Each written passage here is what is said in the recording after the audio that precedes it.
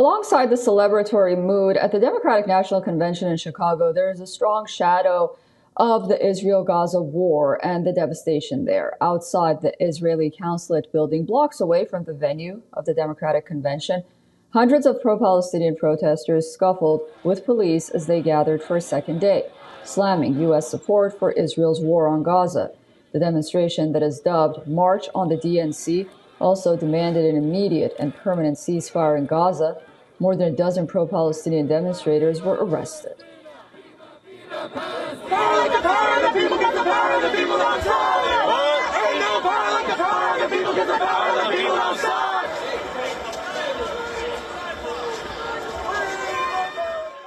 The people are simply protesting to get their message out that the real terrorist is Netanyahu. And since many people talk about October, but everyone fails to mention 1948 and 1968, when Israel created an open-air prison and prevented Gazans, Palestinians, from living or having just a decent life. And now they are starving the people. They are bombing schools and hospitals. And the people here are protesting to say that that's not right. And the United States should not be aiding and abetting a terrorist like Netanyahu.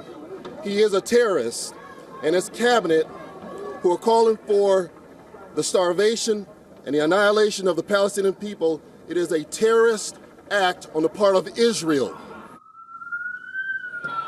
Protesters even cited Jewish scriptures calling for all Palestinians to be returned to Palestinian sovereignty as they demanded that the U.S. stop backing a, quote, regime that they said was carrying out genocide.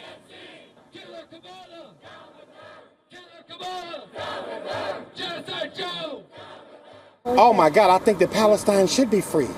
I don't even think the people who are, I don't think that it's right at all. Palestine should be free. There should be a ceasefire, and there should have been one. Because that's their land. Technically, they've been there longer than the people who've been there. That's the truth. The truth don't need no support, and I'm not being anti-Semitic either. I'm not talking against the Jews. Protests against U.S. support for Israel's war against Gaza have overshadowed the convention to an extent. Their message to the Democratic Party is that it must listen to the millions of voters who want to end U.S.-backed human rights abuses in Gaza. While Kamala Harris has acknowledged Palestinian suffering in Gaza, she has not promised any actual policy change on the issue.